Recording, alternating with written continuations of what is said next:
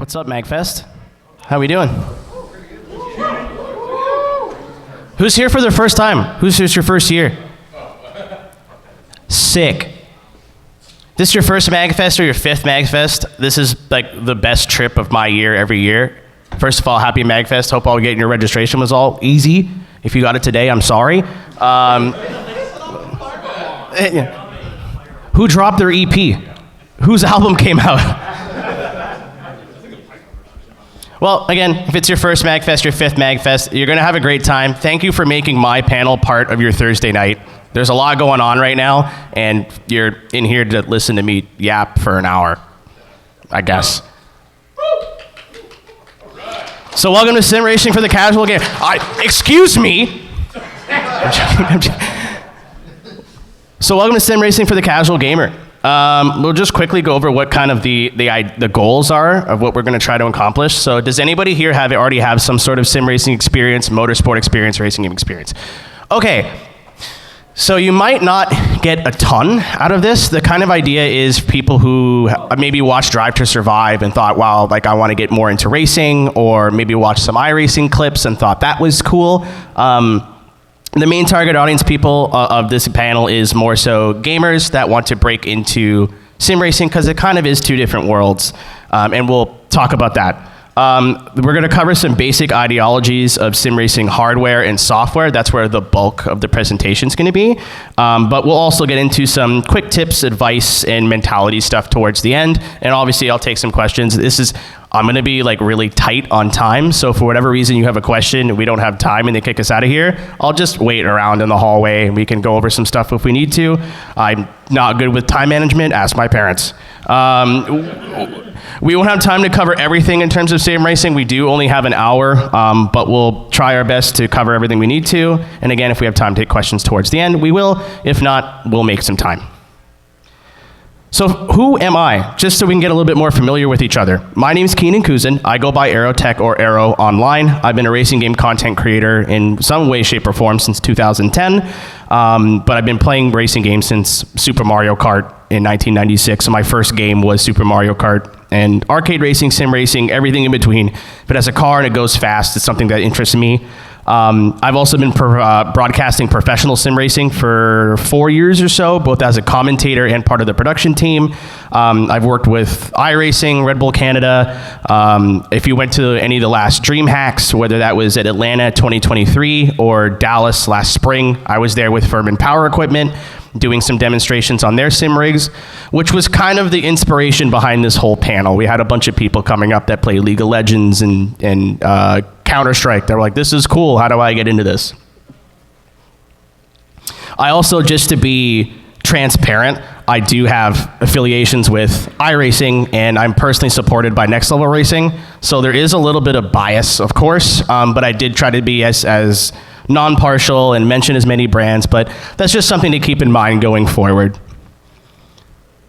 So what is a sim? What's the difference between a racing game and a sim? Where's that bridge? Where's that disconnect? So a quick definition is a racing simulator aims to promote realism or replicate a real-life form of motorsport to the best of its ability. It tries to... Words are hard. It tries the best within its confines of its own universe to deliver a realistic experience, whether it is to emulate a racing series in real life or something similar, and is best experienced with a wheel and pedals. So not something you would be on a keyboard or a controller. You'd want, we'll talk about that. So stuff like Forza and Gran Turismo is good, but not quite what we're getting into. Some of you may have experience with those two franchises. Those are the big ones I would think that are kind of the in-between. And then there is a spectrum of arcade to sim, as you can see on the bottom. So super arcade racing stuff is like your Mario Karts, big F-Zero fan, so I threw that on there. And then you get progressively more and more realistic as you go towards the end. And then your last two slots there, iRacing and then RF Pro, which is a proprietary sim software that like Formula One teams and stuff will use that I don't even think you can buy, and if you can, it's like thousands of dollars, but figured it was worth a mention. So yeah, and again, a lot of people will argue the sim value of certain games. That's just my opinion, especially from Forza a motorsport forward. I'm sure some of you here don't agree with that, and people will argue what the definition of a sim is and what's a simcade and how realistic this is. A lot of those people like don't shower at all. So like it doesn't matter. It's just like it's arguing like music genres. It's just like something to describe it. It's not an argument. And if people do argue with you, I hope that they get help soon. Yeah, don't go on Reddit. It's evil. So let's start off with gear. This is probably the most intimidating part for a lot of people because it's where the bulk of your money is spent, and spending money is scary. I've been to the market downstairs. It's terrifying. But especially when there's a lot of terms you don't know, companies you've never heard of before, we're going to try and break that down just to the bare bones basics.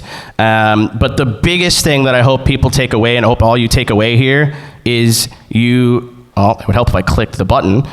You do not need to spend a lot of money to be very good or fast at sim racing. So the setup you see on the left there is from Ty Majeski. He's a former eNASCAR, which is the professional esports series for NASCAR, pro, and he was your 2024 NASCAR Craftsman Truck Series champion. So in the real life series. That is a Logitech G27 that's probably 15 years old. And then on the right, you have Blake McCandless, a colleague of mine over at iRacing, who will be stepping up to race this year. He's also in the eNASCAR Coca-Cola iRacing series. And that wheel is probably older than some people in the room right now. That is a Driving Force GT from, I don't remember when, but before I was alive. So buying and spending a lot of money on better gear will give you a better experience for sure. You know, spending on $1,000 wheel, it is going to feel really good, but it is absolutely not like a barrier of entry and something you need to do to get into the space at all. So it shouldn't be something that you're super worried about. And if you ever hear anybody say something to the effect of, you need this to be fast, or you need these expensive pedals, either that is not aimed for you, it's aimed for somebody like who's been in the space for a couple of months, like, yeah, maybe upgrade your pedals, or they just want your credit card information with the 3 digits on the back. Not much to worry about, and again, we'll talk about some of the more expensive stuff, but again, the idea is that we're all trying to break into this space and just learn some things. So this is where the bulk of the information is. It's wheels, wheel rims, rigs, whatever you want to call it. All of these are what they would call force feedback racing wheels. Force feedback would be, just to break it down into its simplest form, is if you would turn the wheel in, it's what fights you in the middle of the corner. It's the motor in the wheel that will provide forces into the wheel rim, or where you put your hands, and gives you all that information that you would in a real car. Some wheels do not have this, and there are also, like, it's a 3D printed piece of plastic you can put on your controller. That's kind of poo-poo. I don't really want to say this is bad, don't buy this, but if you're buying a spring-loaded wheel, which is you turn it and it snaps back, that's great and fun, and usually incredibly inexpensive, but not necessarily going to get you very far in something that a lot of the information for driving is coming through on the wheel. Other than that, if it has 900 degrees of steering rotation, so how much the wheel will turn, and some sort of force feedback at all, you're good. Everything else from that is just nice to haves, with some exceptions. I think the only 2 brands I could really think of that I wouldn't personally recommend are PXN.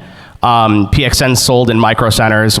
I've used a set of their pedals before on one of our DreamHack rigs, and they felt very flimsy. You get what you pay for, so if that doesn't matter to you, then go for it, but just something to be aware of. And then Turtle Beach, I know people who have bought the Turtle Beach wheel and said, do not go anywhere near the Turtle Beach wheel. So your mileage may vary, but that's just what I've heard from friends and people in the space.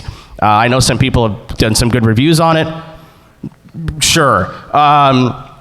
Also on top of that, a lot of brands will sell multiple forms of tech. So I just put the 3 basic forms of racing wheel here. You'll notice that there's a Logitech wheel on the left, but they also sell a direct drive wheel. I kind of just attributed them for what they're most known for.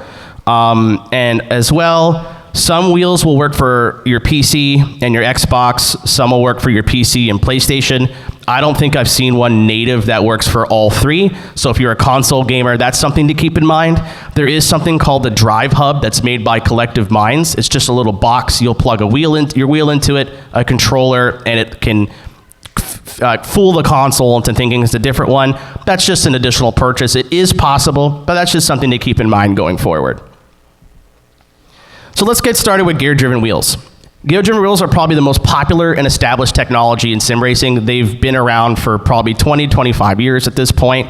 I've had my Logitech G27 since high school. I have beaten the absolute hell out of it, and it still works. I could plug it into my PlayStation 2 and play Gran Turismo 4 right now if I wanted to. Most modern games will recognize it immediately. It's not an issue. Again, they've been around forever. They program these games with these wheels in mind. They know people are still out there using them. And you won't need to tweak any settings. 9 times out of 10, you plug the wheel in, it does its calibration, and you're good to go. They're usually the cheapest form of wheel, at least from what I've seen, especially when from box stores or what have you. And they're all over the place on the used market, whether that's Facebook Marketplace, Craigslist, Canada, we have something called Kijiji. Wherever you're getting them, you're gonna trip over wheels that are this style. The big negatives are the tech is ancient. It's so old at this point. That's not even the second newest form of technology in racing wheel.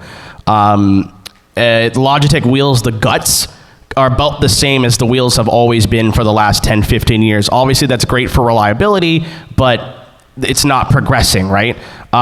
They also, I know this will matter to some people, they look a lot more toy-ish. So the aesthetics matter to some people. If you don't care, that's great, but I figured it was cool to mention. Also, they're very rattly, so if you do a lot of your gaming between the hours of midnight and 7 in the morning, like myself, that will be relevant because it'll be chattering away.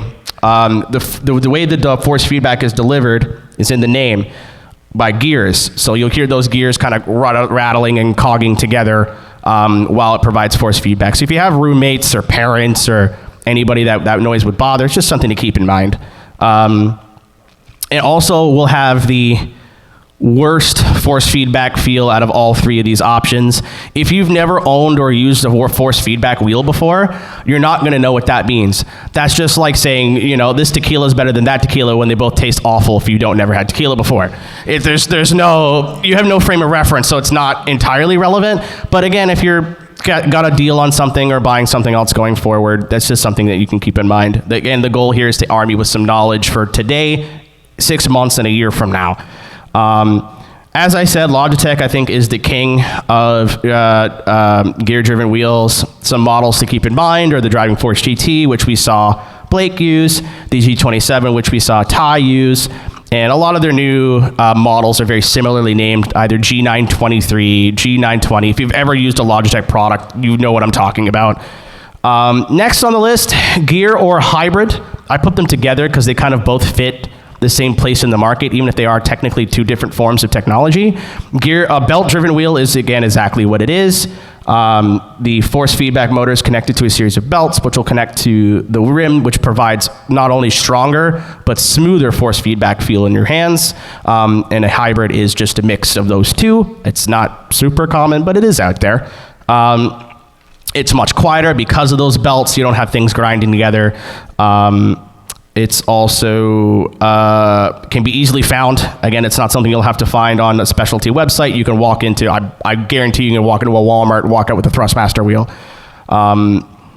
Yeah, some cons of those as well. Again, they're stronger, they're still easy to find, and it's more relevant technology, even if it's still getting pushed out of the sim racing space right now. It's the most recent thing that isn't a direct drive, which we'll get into in a second. Cons, this is more my own personal experience and just things I've heard from friends. They do tend to wear a little bit easier. I've heard some friends having some belt issues where the belts inside will wear, which is pretty much game over.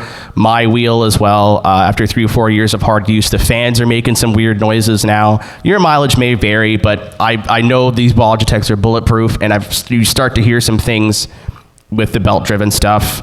And again, the tech is currently leaving the space. It's being replaced by direct drive technology, and the prices are starting to get a lot closer between the cheaper direct drive stuff and the belt stuff, which kind of makes it not worth.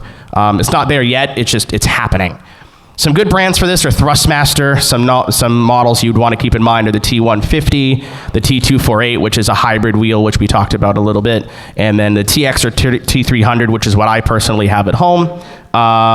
Fanatec as well, CSW and the CSL are good models of wheel. I've never used a Fanatec personally, other than here and there, and I've heard some mixed reviews about their customer service, but they did just recently get bought out by Corsair, so this could get better, or this could get a whole lot worse. I would just kind of hold off and maybe just keep your ear to the ground and see what you hear about that. But in terms of quality, they're good stuff. It's just how long that lasts. And then the newest and most exciting piece of technology in the sim racing space, and anybody, again, who has some experience will know this has been a pretty big development over the last 5-10 years, is direct drive. So there is nothing separating you from that force feedback motor to the wheel rim. You are directly connected to the motor. That's why direct drive. Clever naming scheme. They can have very, very strong force feedback. For example, a G920, a gear-driven wheel, will have about 2.3 Newton meters of force. Newton meters is just the strength that these wheels are measured in. A TX, which is a belt-driven wheel, has about 4 Newton meters. Just in the Moza lineup, you can have wheels that go up to 21. Just in terms of perspective. I know friends that if somebody crashes them out in a race, they have to take the hands off the wheel or else they'll break their wrists. That's not being silly, that's like a real thing. It sounds like they're being silly, just get stronger wrists. I don't know what the problem is. They come in much smaller form factors. I don't know if you can really see the bases there. They're kind of big and bulky, but on the right side with the direct drive wheel, I picked a Moza wheel for the demonstration. They're just little cubes. They're tiny. They're not heavy. They're really easy to move around. Some, however, will not work on consoles, depending on brands or whatever you get, though that support is improving. Just there hasn't really been a lot of sim racing stuff in the console space as of late. We'll talk about that a little bit later. Some may also take some tweaking to get to work properly in certain games. You know, you'll plug the wheel into your sim of choice, and then you'll have to move some sliders around and do some tweaking to get things feeling great. So if you're not really familiar what like road vibration means as a slider, that might be a barrier of entry for you if you want to get something like a Moza wheel or a direct drive wheel. They're also the most expensive. There are some entry-level bundles that are getting reasonably cheap, but like any sort of enthusiast piece of technology, you can basically spend as much money as you want. You could $2,000, $3,000, $4,000, $5,000 on just wheels if you want to. If you do, I should give you my PayPal before we leave. Obviously, there's a lot more nuance and detail to it. Again, some of the more experienced sim people, I'm glossing over a lot, but this is just the basic TLDR. This is the stuff that you should know before you start gear hunting, in my opinion, at least.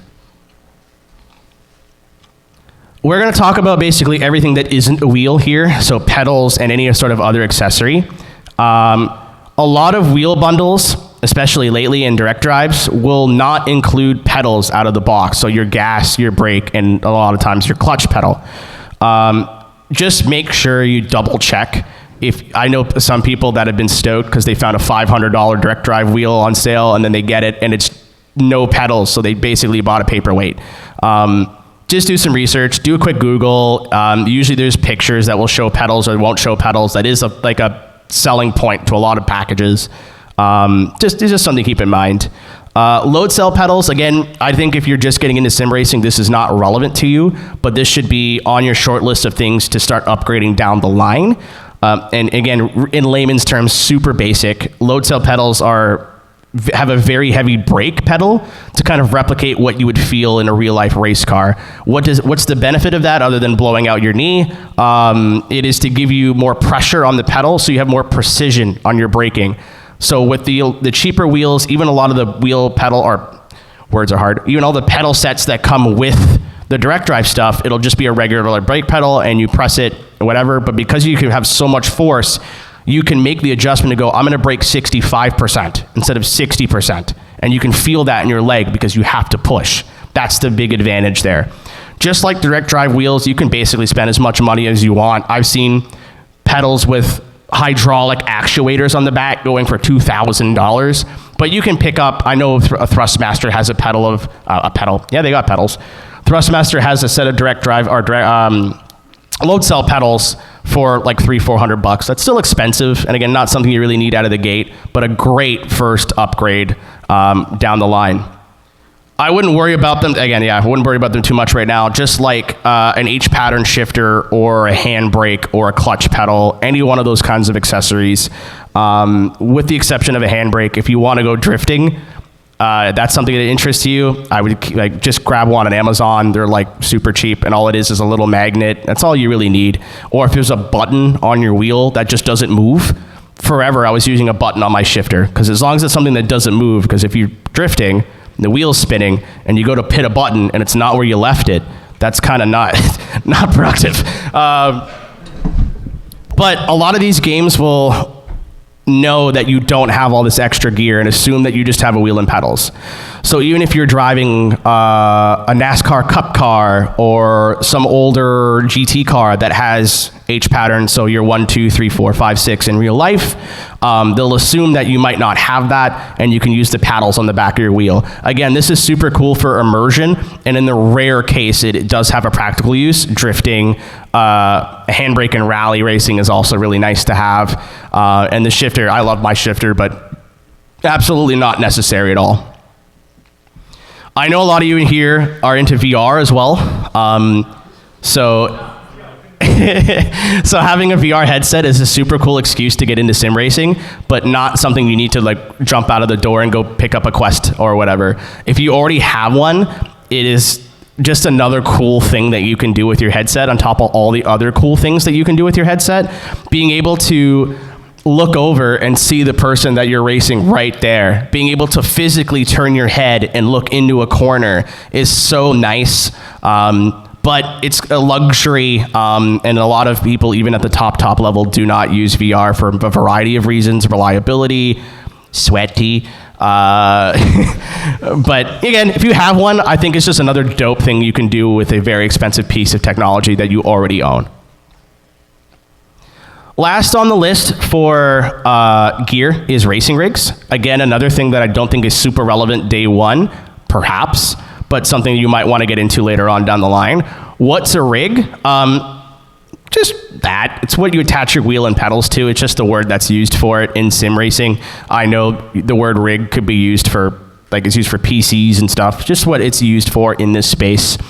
Much like wheels, you can find really cheap stuff. If you're handy, you can frickin' build one. I know I've seen plans online for rigs built out of wood, PVC pipe. If you're creative, you can basically do whatever you want.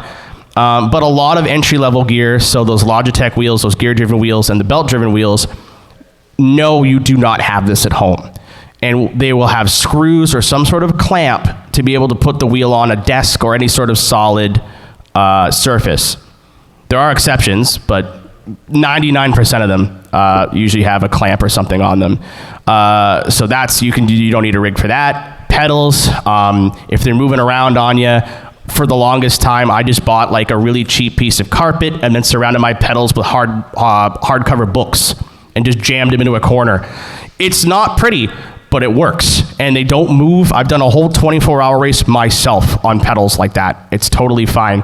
You can get creative and save yourself a ton of money, because this, like any other tech hobby, can get really expensive really fast. Again, it's nice to have. One of the best parts of having a rig is if you want to jump on a race for 20 minutes or drive with your friends or just do one race and then you're going to go to work or go to bed or whatever you want to do. If you don't have a rig, I gotta take my wheel, I gotta put my wheel on the desk, and then I put the pedals in the desk, and then I gotta clamp all. It's just like another barrier of this is really annoying and I don't want to do this right now. Having the rig at home, you sit down and you're ready to go. Or you pull it out, you unfold it, you're done. And that's it. And for myself, going from a desk to a rig, my drive time increased triple. Just because I could jump in and drive for 5 minutes, 10 minutes, or whatever. On the entry-level side of rigs, like I said earlier before we get into this, I am personally sponsored and supported by Next Level Racing, and you could use code aeroteq24 at checkout on the US store. That's right, aeroteq24 at checkout at nextlevelracing.com. I'm more familiar with their lineup, so I'm going to use them as an example. There is a plethora of other brands out there that do the exact same thing for the exact same price. This is just the ones that I know. Use code at checkout. So they're on their entry-level side. They have something called a wheel stand 2.0, which is what you're looking at on the left there. You still have lots of room to attach handbrakes and shifters and whatever you want, but it folds up. So when you're done, it'll fold up. You could put it in the corner of your room for those of us who have small rooms or are limited on space or still living with mom. I get it. Sick. Perfect. It's all light, easy to move around. The kind of negatives of both this and the mid-range stuff is they're not really built for a lot of these new direct drive wheels and pedals and all this expensive gear. They will flex. They're going to move around. And especially with a wheel stand, if you're getting real aggressive, it's going to start moving physically because it's made to be portable. Just something to keep in mind.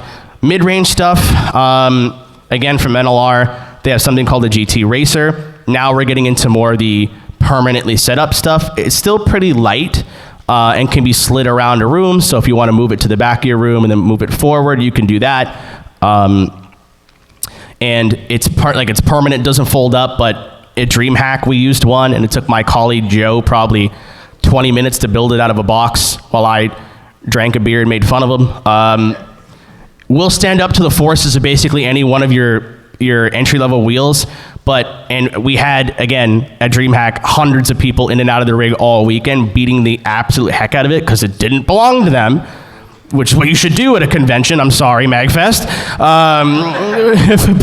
But it was fine. The big issue is we had load cell pedals, and there was a little bit of flex in the rig. It's made of steel, but it's a very basic.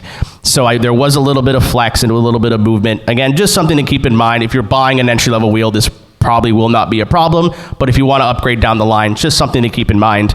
And then on the higher end, I still think it's on the low end of the higher end because like everything on the high end of sim racing, if you have a credit card, you can spend as much money as you want. But that's the GT Elite. That's what I have at home. That is more permanent. You're going to need a specific spot in your room for it. It's heavy. It's not something you can really move out of the way and in the way. But what you kind of, and it's expensive. I think with the seat, we're starting near the $1,000 range. I'm Canadian, so the concept of money just makes no sense to me. But the plus side is it's super adjustable. So the seat moves, the pedals move, the pedal deck moves.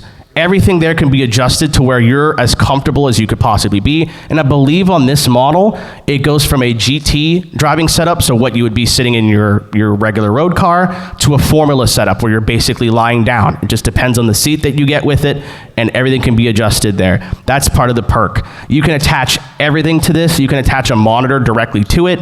I'm a streamer as well. I don't know if you could tell with the hair and everything. I'm a streamer as well, and I have all my stream gear, my lights, everything I need all attached to this. It's all in one space and ready to go. Again, the drawbacks are as expensive, it's heavy, and you do kind of need a dedicated space for it. So now that I've stopped talking for the last 20 minutes, what should you get out of here and go buy? What brands, whatever. My big recommendation for you, and anybody listening, don't buy anything used, you schmucks. Buy used stuff.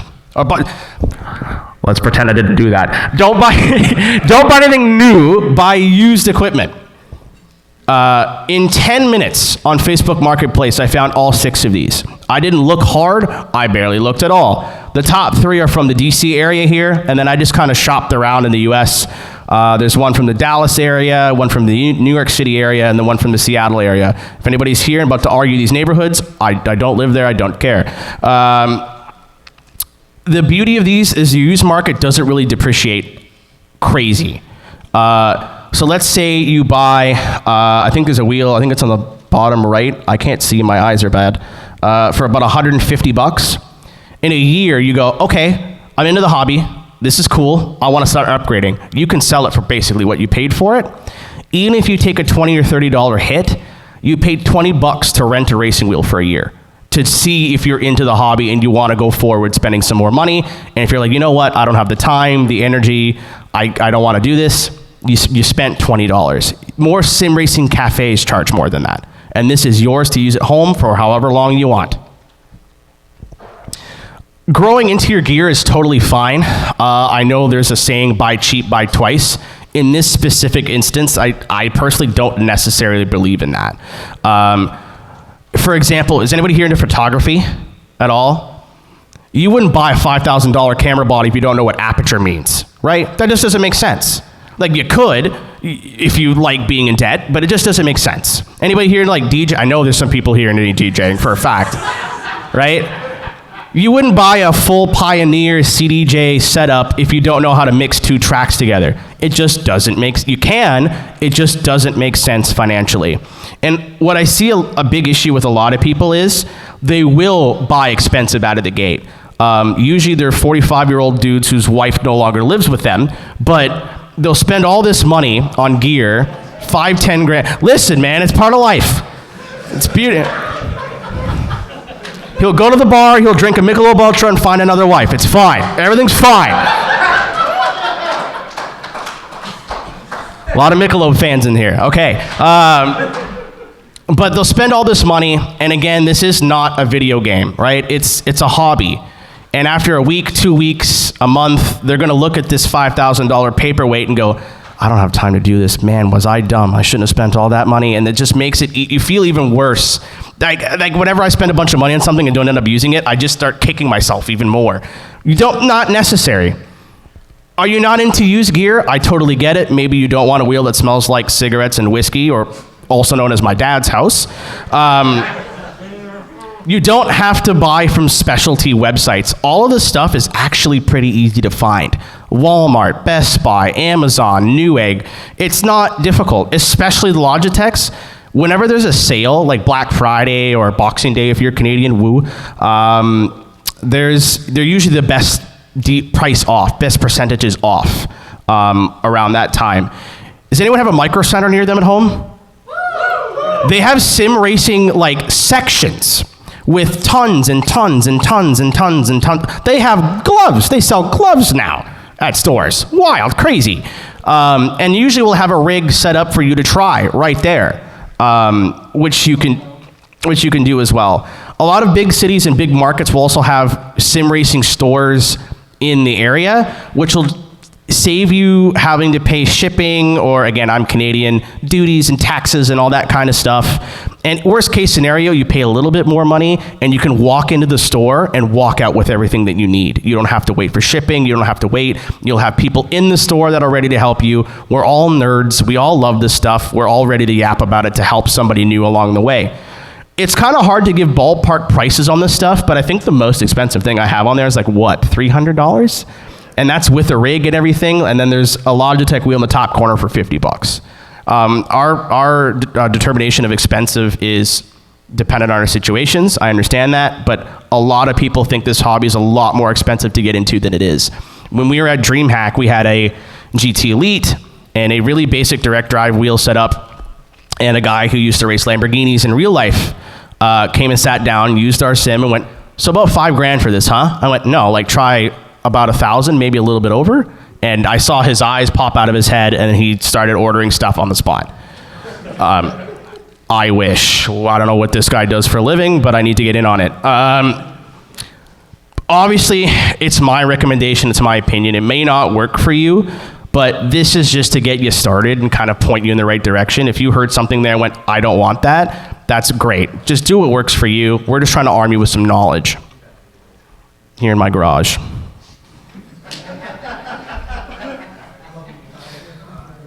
So we'll get into some software now.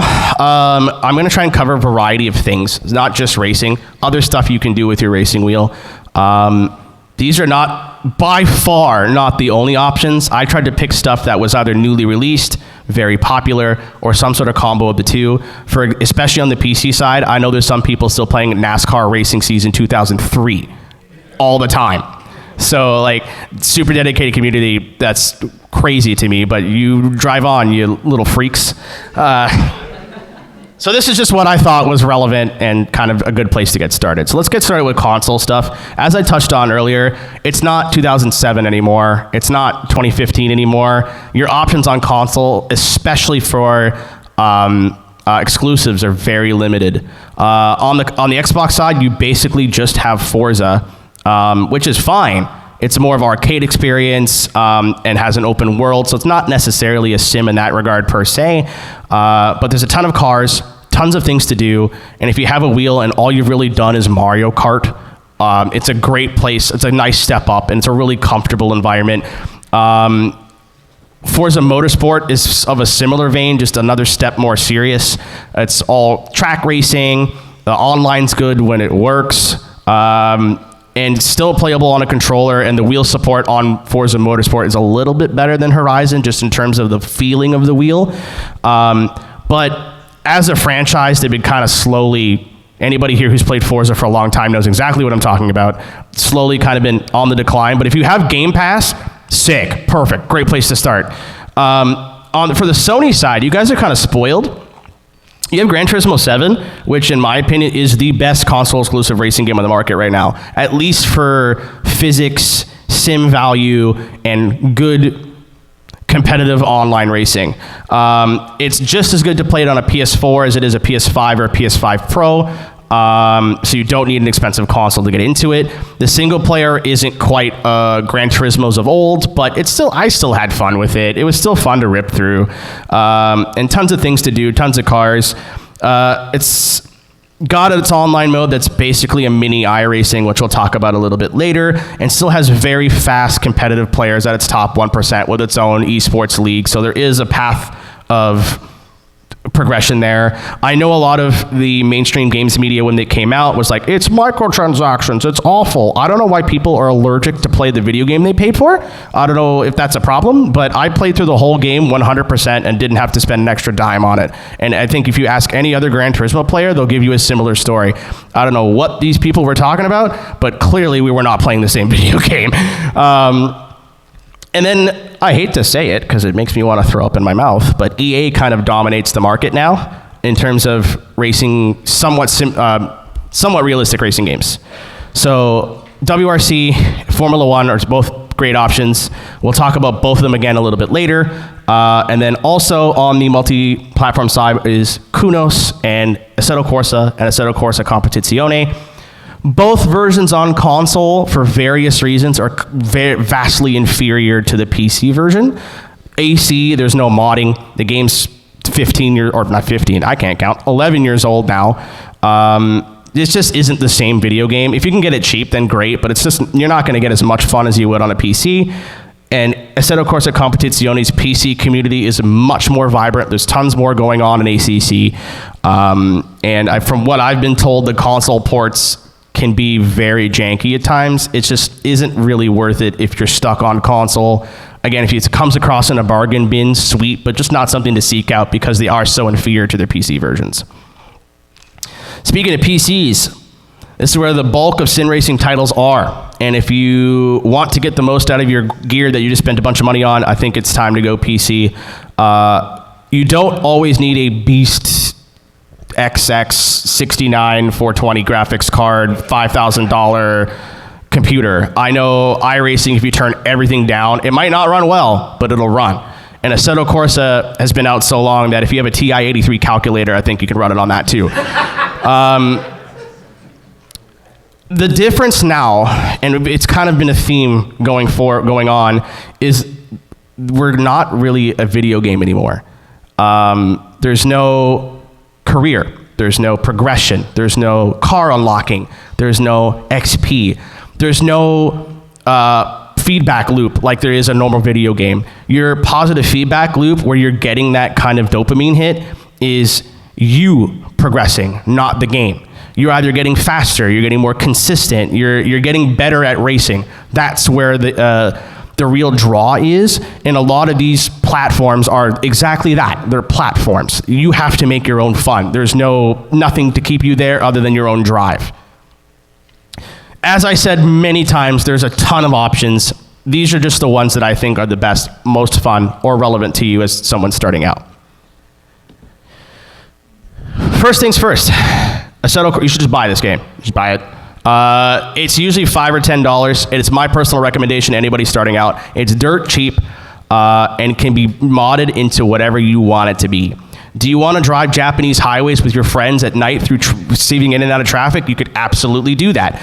Do you want to turn this into a true Formula One simulator with realistic buttons on the wheel and be as super in-depth about the setup and tech as you want? Yes. Do you want to drive as a man, standing on another man, while slapping the man on the bum, and that's how you move forward? Well, you can, but therapy, please. The mods can also kind of range in difficulty too. I don't know if that's intentional or just mods being mods, but you can download the same car 5 times, and one of them will drive really easy, and one of them will be a little bit more based on real life data. If there's any drifters in here, you'll know what I'm talking about.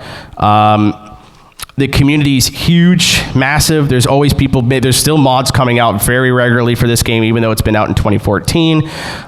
You can do anything that you want on it: racing, cruising, drifting, drag racing, rally racing, kind of. It does everything. And in my opinion, it's the only drift simulator on the market. I'm big into drifting. It's my favorite motorsport. And it's currently being well adapted by new teams. Connor Falvey of Drift Masters was Rookie of the Year this year. He attributes a lot of that success to the time spent in the sim. Hiroya Manoa was 4th place in Formula Drift over here in the States. He attributes a lot of that success. He's 14 years old. Attributes a lot of that success to his work in the sim. Nico Stelia, somebody who as a commentator I've seen grow as a driver, who now drives in real life, just drove in Drift Masters in Poland. He was 8 when he started. He's 12 now, and a lot of that comes from the sim. Assetto Corsa Evo 2 is on the way to be released and just has been released. The early access is certainly early access, but if you kind of keeping up with the roadmap and everything they're going to plan on putting into the franchise or into the game, it might very well be one of the most exciting simulation game releases in a long time. If that's not your bag, we talked about it a little bit earlier. Assetto Corsa Competizione is the official GT World Challenge racing game. If you're into tin top racing, endurance racing, that's still a great place. A fantastic platform, just a little bit more limited on what you can do in terms of cars and tracks. It's meant to replicate a real series, right? So it's limited on its scope. The cons of Assetto, to me, are all the good stuff is mods. And sometimes, if anybody here has played a lot of PC games with mods, sometimes they're great. Sometimes they're certainly were made by a dude for free, which is part of it, right? You get what you pay for in terms of free content. And also, there is a lot of really good mods for Assetto that are paid, so it is just another way to spend more money. Woo. Modding is super easy, but to get to the point of where it is, click and drag, it can be a little bit daunting to get into. Content Manager, for an example, is your mod manager for Assetto Corsa. Just getting that set up to where it's all easy, ready to go, can be a little bit nerve-wracking. There's a ton of YouTube guides on this. Once it's set up, it's done. It's ready to go. We talked about the Wangan, rather the highway racing earlier. Getting that set up is a bit difficult off the rip, but once it's done, it's done. You're ready to go. And the game is from 2014, and it sometimes is going to feel like it's 2014. Sounds and stuff. I know sometimes the contact model, if you lightly bump into another car, all of a sudden you're in October. It just is what it is, but it's very inexpensive. And again, if you're like, I want a wheel, I want a game, bam, bam, you're done. Everything else here is just bonus knowledge. We'll stick with track racing games and track focus stuff for now, and talk about Formula One. F1 24 is a really fun recreation of Formula One racing, although the handling model isn't quite a hardcore, nuts to butts sim. Like all of EA's titles, and I say this as a compliment, it's meant to be approachable to new players with fun to drive physics, but also, if you know what you're doing, you can dive into it and still have a very immersive experience. The community for this game is huge. There's tons of leagues, tons of content creators, and stuff to get divulged in. And if you're not into online racing, you can build your own Formula One team from the ground up and do seasons over and over with the AI. There are some negatives to this as well. The AI is a little bit inconsistent to anybody who's played these franchises. Codemasters moment. And this release is not quite as strong as some of the previous releases. I've talked to some people in the community. The consensus is 23 is better than 24. But hey, this is the most recent game. There should be another one coming out fairly soon as well. I lumped R-Factor 2, Le Mans Ultimate together because they're both made by the same developer, Studio 397. There's a lot of the same pros and cons as well. Some say R-Factor 2 is like by far the best tire model in sim racing. Tire model being how the tire interacts with the road surface and how heat is distributed and a bunch of other nerdy stuff.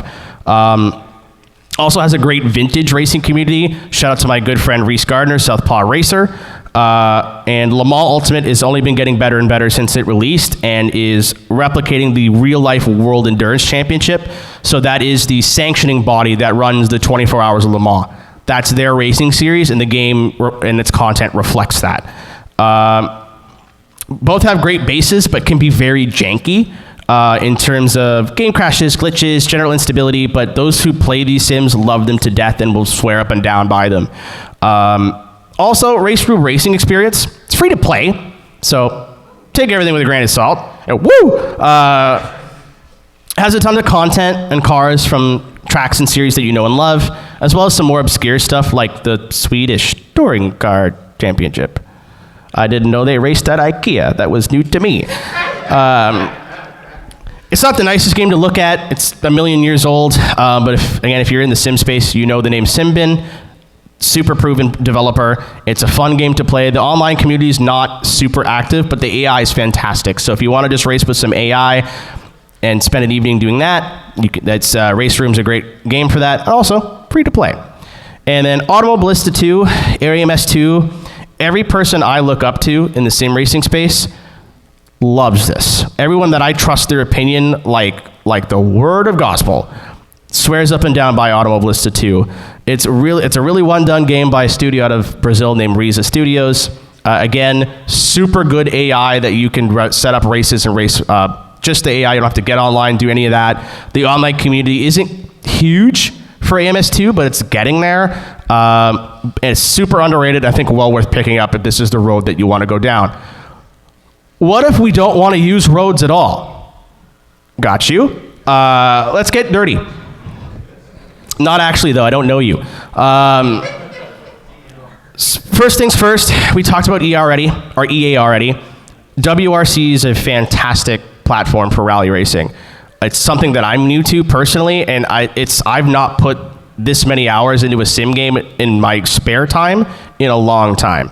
It's actively getting content updates. I think Le Maestro's pack is either just came out or is about to come out that has a bunch of French rally cars that are based off of the Monte Carlo rally and French rally drivers like Sebastian Loeb. It's, again, really approachable to pick up, but still very deep to get into, especially if you've never done rally before, learning how to drive with pace notes and all that kind of stuff. But it's kind of limited in scope to the World Rally Championship, both past and present. So cars and countries that have been in that championship. Dirt Rally 2.0 is not really confined to that. They have a lot of the same content, but then some new stuff. So, for example, rally cross racing's in Dirt Rally 2.0, which is door-to-door rally racing, where they just hit each other constantly for 10 laps. It's great. But I think you should, if you're going to get into rallying and that's something you're interested in, have these both as a tandem. Dirt Rally 2.0 has a lot of stuff, but the online community is a bit more happening in EA Sports WRC, and it's cross-play, so there's a ton of players. Something cool you can do in that as well is clubs. So you can start a rally on a Monday and do it one stage at a time and be done on a Friday. So for those of us that don't have 2-3 hours, it's cool. If you hate yourself, there's also Richard Burns Rally. And I know this, everybody says this, I'm not IGN, I swear, but it's like the Dark Souls of sim racing. It scares me. It's an old sim that's been out forever, but it is the rally sim. Check out Rally Sim fans if it's something you're into, but get ready to crash a lot, like a lot.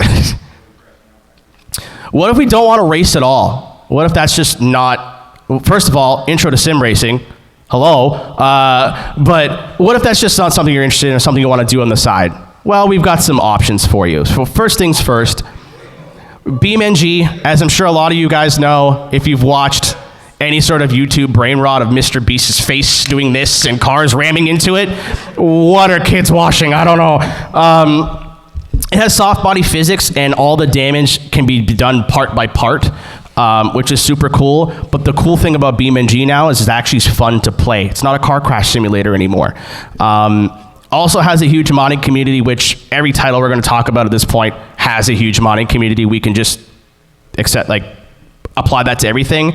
Something super sick about BeamNG is you can pair it with another game called Automation and literally build your own car, engine, chassis, body, everything from scratch, port it into Beam, and then run it into Mr. Beast's face.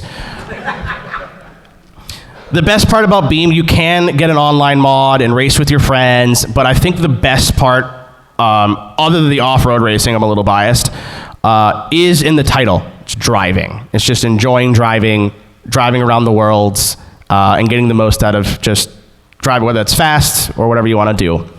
Much like flight sims as well, there's a lot of non-racing sims out there.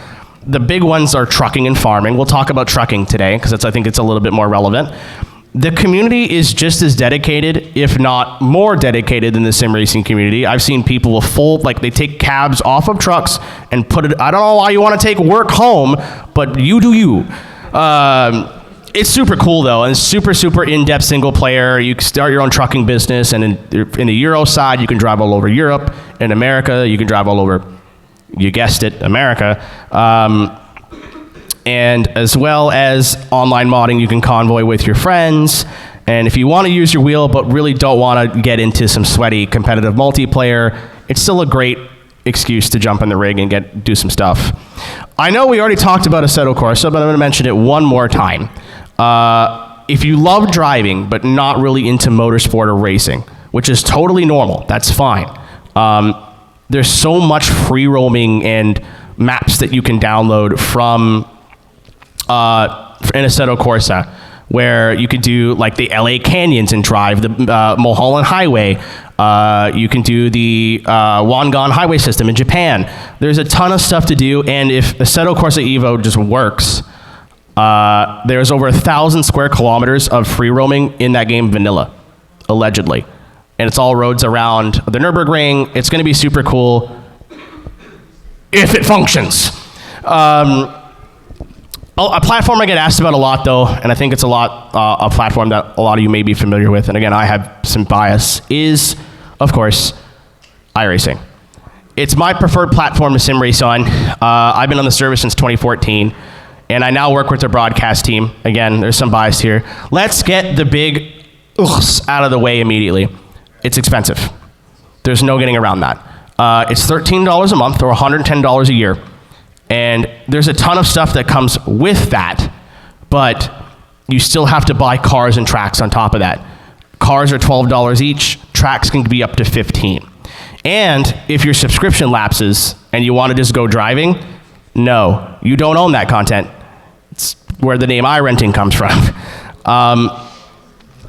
And the farther you get on in the license system, whether it's, they start having less and less free stuff, and it's more and more paid stuff. This isn't Gran Turismo. You don't need to own everything. A lot of people will go, I like Formula 4, and just buy that car and those tracks, and that's all they do.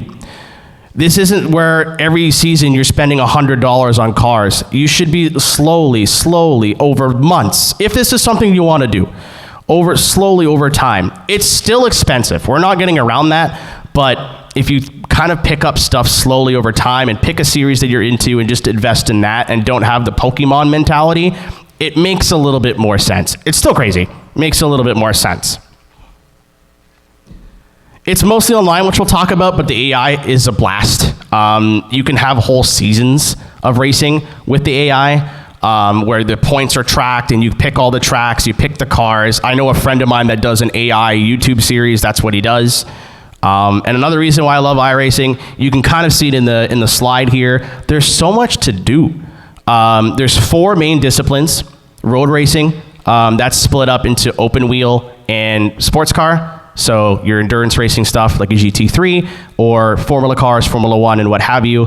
There's oval racing, so NASCAR, short track racing, whatever you're into on that. And then on the dirt side, there's dirt road where there's trophy trucks and rallycross. And then dirt oval, so your sprint cars, your late models. I know that's super popular in the, I'm not from here, in the Midwest? It's the Midwest, right? That's a serious question, I'm not joking. I explained the iRacing, the license system a little bit. It rewards you not for being good. It rewards you for being safe. So if you can do race without knocking people off track and being a dink, you will progress in your license system all the way up to, you can go right into an esports series. NASCAR has their own esports series. Porsche has their own esports series that are all done within the sim. There's no third party. It's all done within the licensing system in the sim. There's also ELO. I heard that's a gaming term, which is called iRating, which matches you up with more similarly skilled drivers. Because of that, griefing is taken very seriously. For the most part, if somebody crashes into you on purpose, you can protest that player and they will be suspended depending on severity and intent. If somebody wrecks you out, but it's very clear they just made a mistake, that's going to be different than someone driving backwards and hitting you on purpose. There isn't just racing in this community either. There's a community of broadcasters, livery makers, setup builders, photographers, videographers, and so much more. It really is what they tout it as a service, not just a racing game or platform. There's also special events. I know this weekend, the real life 24 Hours of Daytona is going on in Florida.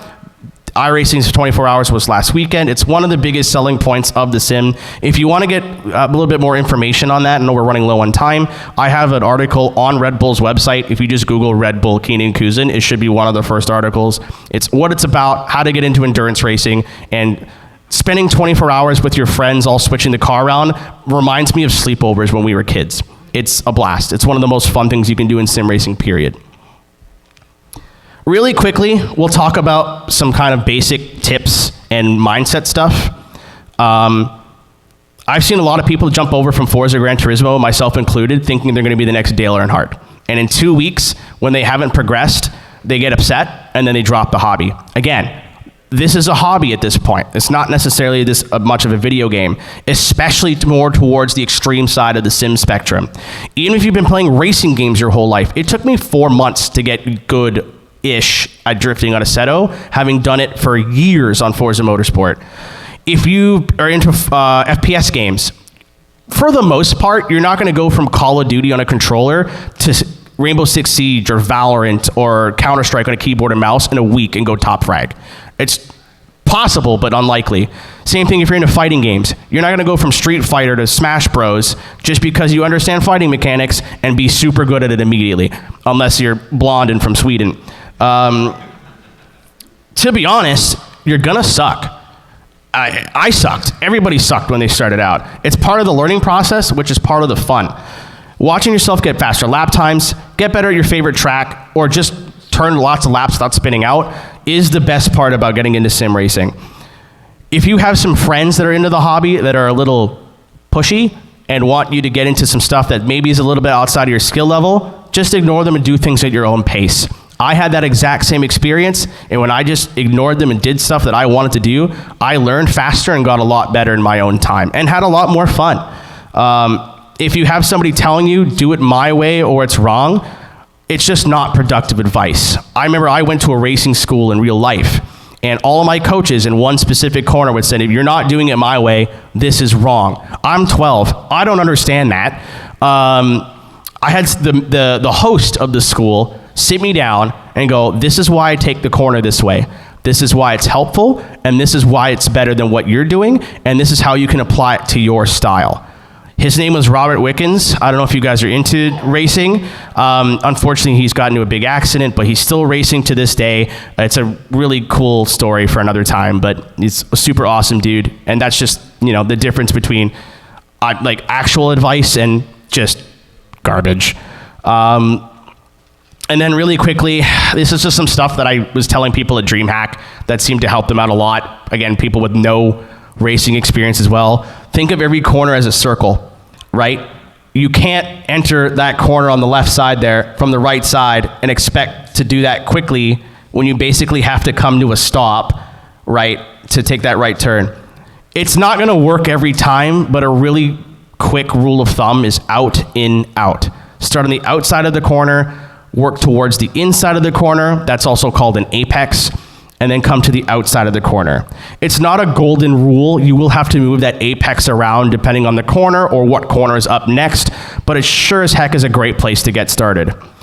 This isn't high school. You can copy people's homework. I invite it. So if you see online onboards, or you're watching a replay in your own race and you see somebody's a second faster than you, study what they're doing. Watch their turn-in points, watch where they're braking, watch what gear they're in. You might learn something new about the track, the car, or just some general tips.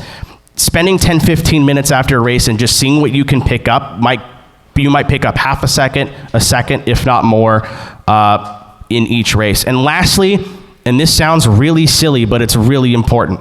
It's your fault and that's okay. I wish my therapist told me that.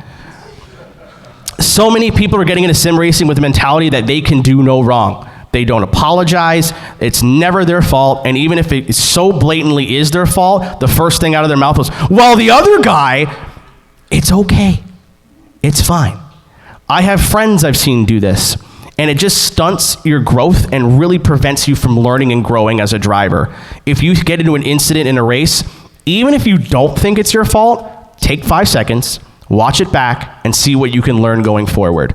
If you got dive bombed and killed and had nothing to do with you, go, well, maybe next time when I'm going into a corner, I'll check my mirror, and if I see that bumper poke out, I'll know, and it saves you from getting into a wreck. It's just a quick way to improve on something that really prevents a lot of people. They get stuck in that one little area. And if somebody yells at you after a crash in a sim race and you've apologized and they keep yelling at you, they can suck eggs, I think. I talked a lot. We don't really have a whole lot of time for questions, if anything. Like I said, I'll sit at the back, just outside the hallway. We'll give the room to the next panelists and give them some time, so we're not taking up their time. But just really quickly, I hope you're walking out of this panel saying, you know, you saw something cool or heard something cool and you want to get into this. This is the thing that I love the most in the entire world. It gave me a career. It's why I'm sitting in this chair right now in front of you. There's a lot that I could have covered that I had to really skip over and skim over. I really should have asked for 2 hours. If you're looking for more information, Overtake GG is a great website to go to. Traction GG is also a great, TRAXION GG is a great website to go to. Some content creators as well, Dave Cam, Sim Racing 604, and my good friend Jimmy Broadbent, who's kind of our guy for sim racing. My QR code there is my link tree. Feel free to shoot me an email, get to me on social media if you have any questions, any sort of thing that's keeping you from buying a wheel and getting into this, please let me know. My name's Keenan Kusan. You can call me Errol. Thanks for listening to me talk for an hour. Stay safe, drink water. I'll see you at the F-Zero cabinets, and go see my friend Windward's DJ set at 10 o'clock. Thank you.